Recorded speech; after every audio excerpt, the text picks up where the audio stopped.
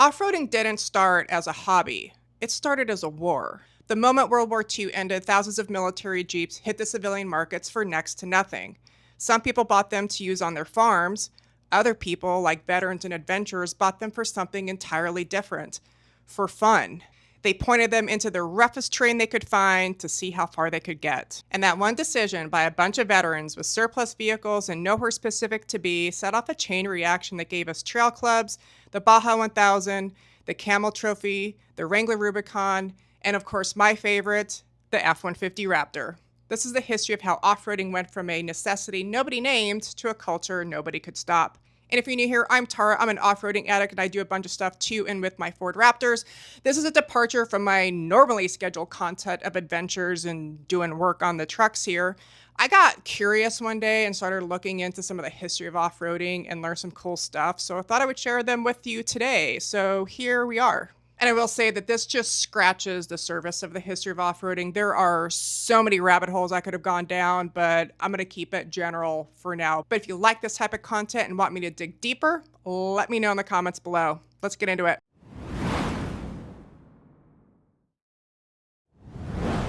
Well, it starts like a lot of things, with a war. In the 1940s, the US needed a vehicle that could go anywhere. Not anywhere like your buddy with the stock Silverado says that he's ready for Moab. Anywhere. Battlefields, mud, sand, mountain passes. The answer was the Willys MB, what the world would come to know as the Jeep. Short wheelbase, lightweight, four-wheel drive, it was basically the opposite of everything Detroit was building at the time, and it could go absolutely anywhere. When the war ended, something interesting happened. Thousands of military Jeeps got sold to the civilian market for next to nothing. Farmers bought them to use as tractors. Makes sense. But veterans and outdoor guys bought them for something entirely different, for fun. They took them into the backwoods, into the mountains, across the deserts, just to see what they could do. And they weren't the only ones paying attention to this.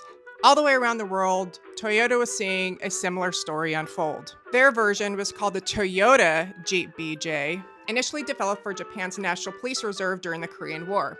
In 1951, a prototype climbed to the 6th station of Mount Fuji. It was a proof of concept that would eventually become the Land Cruiser. Back in the States, Willys saw what was happening to their surplus vehicles and made a very smart business decision. They introduced the CJ, the civilian Jeep, and officially created their recreational 4x4 market. And that's the origin story. A military surplus vehicle and a bunch of guys willing to push it to its limit, and a manufacturer willing to listen.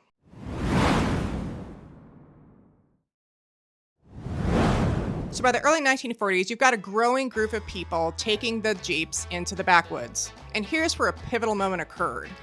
Because going to the backcountry by yourself is all fun and games until something bad happens. Even though I do it all the time nowadays due to technology, it's all fun until you're stuck axle deep in a bog with no one around and your recovery gear is a shovel and a prayer. People figured out pretty quickly that this was a group activity. And in 1953, a guy named Mark Smith organized the first run across the Rubicon Trail in California. Mark Smith, by the way, legend. 1979 inducted into the Off-Road Motorsports Hall of Fame, Arizona native, Marine Corps vet from World War II, founder of Jeep Jamboree USA, a pioneer in off-road conservation. The man drove through the Darien Gap in Central America. The list goes on. He passed in 2014 at the age of 87, and I think a lot of us can appreciate how much life off-roading brings into our time on this planet. Mark's idea was simple. Get a group together and drive one of the most brutal stretches of terrain in the Sierra Nevada to put the local economy on the map.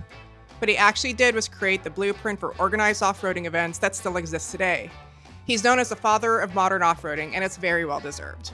The Rubicon Trail became, and still is, the gold standard for 4x4 capability, because if your rig can handle the Rubicon, it can handle just about anything.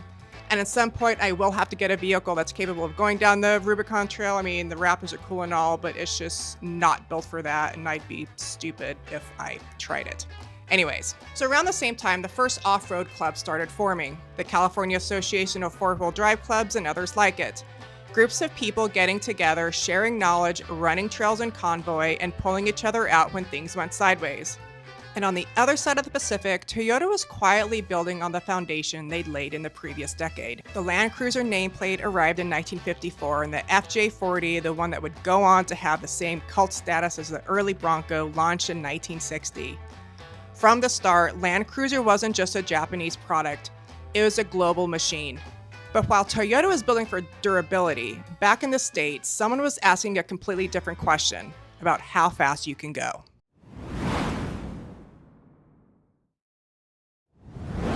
So we've got the community side locked in, but a certain person looked at the off-road scene in the late 1950s and thought, this is cool, but can we go faster? Oh, yes, they could. In the 1960s is when off-roading caught the need for speed. People stopped focusing on crawling over rocks and started blasting across open terrain. Enter desert racing. In 1967, a race called the Nora Mexican 1000 was born. You might know it better as the Baja 1000. Drivers raced from Tijuana to La Paz, over 1,000 miles of unpaved desert with almost no routes and zero mercy. It's still that way today for the most part. It was brutal, dangerous, incredible. And as they say, Baja isn't a place, it's a feeling. Baja became the ultimate proving ground. If your build could survive the Baja 1000, it could survive anything. Components got tested to destruction. Suspension tech evolved fast. The race attracted a culture of engineers, fabricators, and drivers who pushed the limits of what was mechanically possible. This era also introduced some of the most iconic trucks ever made. The International Harvester Scout, Scout 80. Then Ford dropped the first generation Bronco in 1966. Chevy introduced the K5 Blazer. And these weren't just farm trucks, they were V8 powered machines that could blast across the desert on Saturday and drive to work on Monday. In the 1960s is when the sport utility vehicle surged in popularity even before anyone coined the phrase, all building on the wagons and carryalls from the decades prior. And Toyota was right there in the mix. The FJ40 launched in 1960, and by the late 60s, Land Cruiser had sold 100,000 SUVs globally. That's not a niche product anymore, that's a movement. Off-roading was no longer an American thing, it was a worldwide thing. And quietly in the background of all of this, someone was asking a completely different question. Not how fast it can go, not how big we can make it, but what if it was smaller? In 1970, a company called Lockley introduced what many consider the first true side-by-side, the Wrangler. Not a Jeep Wrangler, a completely different machine. Compact, nimble, 2 seats side by side, roll cage overhead. It didn't last long on the market, but the idea it planted, that one stuck around.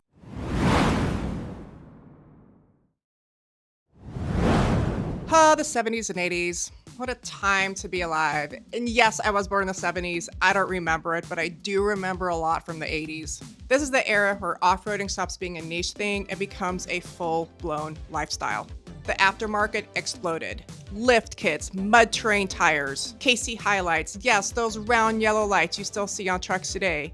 Heavy-duty winches, all of it moved from custom fabricator shops into mainstream catalogs. You didn't have to know a guy to know a guy anymore. You could order a lift kit like it was a pizza. Pop culture jumped in too. The Dukes of Hazzard made jumping a car over a dirt road look like the coolest thing a person can do. Everyone was drooling over Marty McFly's truck in Back to the Future. And while it wasn't a truck, I was an A-Team fan, so I thought the GMC Vandura was totally badass. And by the way, 70s, 80s, 90s commercials were just French kiss. And of course, Toyota was hitting its stride in this era as well. The FJ60 launched in 1980 with more comfort and more features while keeping the serious off-road capability that had built the Land Cruiser's reputation. This is the point where Toyota stopped just competing on utility and started competing on lifestyle, appealing to the same truck buyer that Ford and Chevy had been courting for years. And in 1989, the 80 Series Land Cruiser arrived, widely considered to have the highest off-road performance in Land Cruiser history, while also reaching genuine luxury passenger vehicle levels. Toyota figured out how to do both at once. But here's the one from this era that doesn't get talked about a whole lot, the Camel Trophy. And this is the one that I found the most interesting when I was looking into all of this. Starting in 1980, this annual expedition sent international teams across the most unforgiving terrain on Earth, the Amazon, Madagascar, Siberia, and matching yellow Land Rovers. It wasn't a race, there was no finish line trophy to chase. The point was to survive, to navigate, to problem solve with limited resources in the middle of nowhere. They called it the Olympics of off-roading. And it shifted something in the culture. It introduced the idea that off-roading wasn't just about going fast or conquering rocks. It was about self-sufficiency, the journey itself. That mindset became the foundation of what we now call overlanding. Remember that weird little side-by-side thing in the early 1970s? By the late 80s, Kawasaki turned it into something real. The Mule, multi-use light equipment. It looked like a golf cart that had stumbled into a gym and started lifting. Part ATV, part truck, all utility. It wasn't exactly cute, but it proved the concept could work, and the seed was officially in the ground.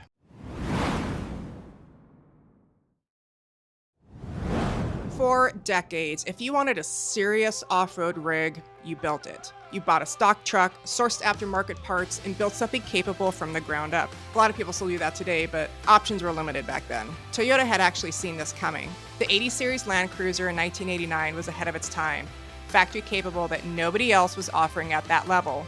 But it took the rest of the industry another decade to get the memo. By the late 90s and early 2000s, manufacturers across the board started racing to make factory off-road vehicles. Toyota expanded their lineup in 1998 with a Tacoma featuring TRD off-road hardware, locking rear diff, progressive springs, upgraded struts. Then in 2003, Jeep introduced the Wrangler Rubicon Edition. Factory front and rear lockers, a disconnectable sway bar, stronger axles. The bar had been raised. Then in 2010, Ford dropped the F-150 Raptor, mid-travel suspension, upgraded shocks, performance that used to live exclusively in custom desert racing trucks, now available at your local dealership in any color you wanted.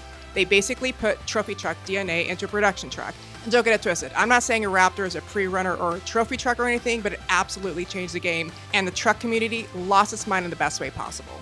Today, off-roading has split into distinct subcultures, each with its own community, each with its own builds, each with its own events. Rock crawling, ultra technical, slow, precision focused, line choice matters more than horsepower.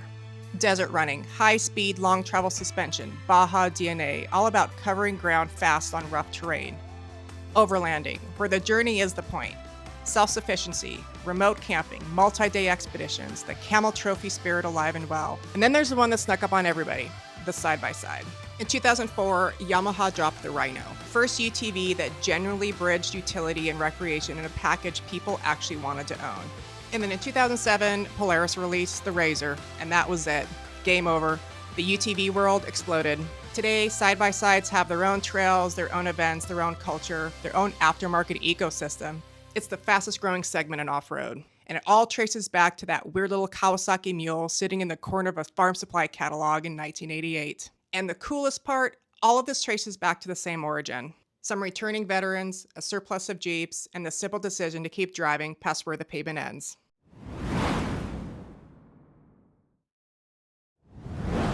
And here's what gets me about this history. None of this was planned.